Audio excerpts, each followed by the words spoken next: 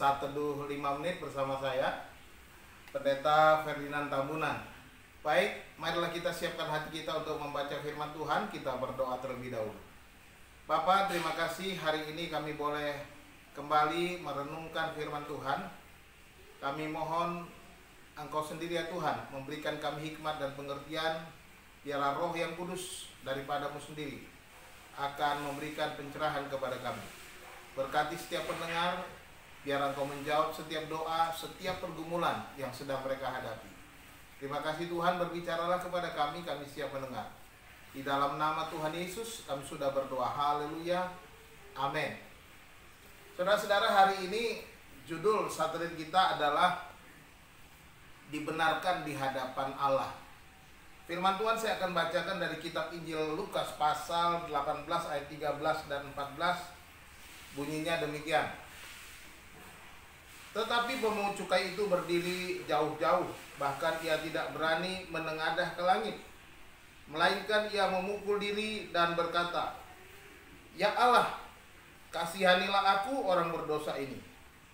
Aku berkata kepadamu, orang ini pulang ke rumahnya sebagai orang yang dibenarkan Allah, dan orang lain itu tidak.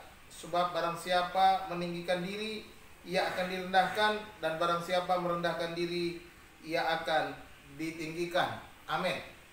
Tuhan Yesus menceritakan sebuah perumpamaan, mengisahkan ada dua orang datang ke bait Allah, yang seorang ahli Taurat, orang Farisi, sedangkan yang seorang lagi adalah pemungut cukai. Pemungut cukai ini berdiri menengadah ke langit. Di dalam ayat yang ke-11 sampai 12 dia berkata, "Ya Allah, aku mengucap syukur kepadamu karena aku tidak sama seperti semua orang lain. Bukan perampok, bukan orang lalim, bukan pezina, dan bukan juga seperti pemungut cukai ini. Aku berpuasa 2 kali seminggu. Aku memberikan 1/10 dari segala penghasilanku." Demikian si orang Farisi ini berdoa kepada Tuhan. Tetapi kita melihat bagaimana pemungut cukai ini berdoa di hadapan Allah. Dia tidak berani menengadah ke langit, memukuli dirinya dan berkata, "Kasihanilah aku orang berdosa ini." Dan Yesus berkata, orang ini dibenarkan oleh Allah. Kita melihat ada 3 ciri orang yang dibenarkan di hadapan Allah yang harus kita juga miliki sebagai orang yang percaya. Yang pertama, kita harus menyadari dosa-dosa kita. Ya, di sini si pemungut cukai itu menyadari dosanya. Sebagaimana kita lihat respons atau bahasa tubuhnya. Di sana dikatakan bahwa dia berdiri jauh-jauh. Dia tidak berani menengadah ke langit. Bahkan dia memukuli dirinya, menunjukkan bahwa dia menyesali dosanya.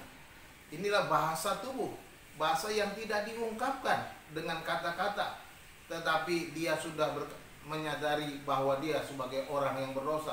Dia tidak berani dekat-dekat di dalam bait Allah itu. Bahkan dia tidak berani menghadap ke langit, artinya menengadah menghadap Allah, tetapi dia menundukkan diri dan memukuli diri. Yang kedua, kita harus mengakui dosa-dosa kita.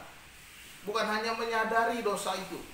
Penting kita menyadari dosa, tetapi kita juga harus mengakui dosanya di hadapan Tuhan. Sebagaimana si pemungut cukai ini, ketika dia berdoa memukuli dirinya, dia berkata, "Ya Tuhan, ya Allah, kasihanilah aku orang berdosa ini." Dia dengan tegas secara kata-kata mengungkapkan, menyatakan bahwa dirinya adalah orang berdosa. Dan dia berharap belas kasihan Tuhan. Dia berkata, "Kasihanilah aku orang berdosa ini." Kita juga harus mengaku dosa di dalam setiap kehidupan kita. Bukan hanya menyadari di dalam kehidupan kita bahwa kita orang berdosa, tetapi kita juga harus mengakuinya di hadapan Tuhan. Mengakuinya berarti kita menyatakan bahwa diri kita benar orang berdosa. Oleh sebab itu kita boleh diperkenankan, dibenarkan oleh Tuhan. Dan yang ketiga, kita melihat di sini bahwa kita harus merendahkan diri di hadapan Allah. Pemungut cukai dan orang Farisi ini sangat berbeda. Kita melihat ada kontras sikap yang berbeda. Si pemungut cukai ini berdiri jauh-jauh, tidak berani memukul diri, mengaku sebagai orang berdosa, dan dikatakan bahwa dia orang yang merendahkan dirinya. Tetapi orang Farisi, dia dengan sombongnya berkata, aku tidak sama seperti semua orang lain. Wow. Dia menganggap dirinya lebih suci, lebih berharga, lebih terhormat daripada semua orang lain. Karena dia melakukan hal-hal yang baik, berpuasa, memberi persepuluhan dan sebagainya. Tetapi Tuhan berkata, dia telah meninggikan dirinya. Tuhan membenarkan orang-orang yang merendahkan dirinya di hadapan Tuhan, bukan mengangkat diri sebagai orang yang lebih baik, lebih suci, lebih saleh daripada orang lain. 3 hal inilah yang harus kita sadari. Menyadari bahwa kita orang berdosa, mengakui bahwa kita orang berdosa, dan juga kita harus merendahkan diri di hadapan Allah. Tuhan Yesus memberkati saudara. Shalom.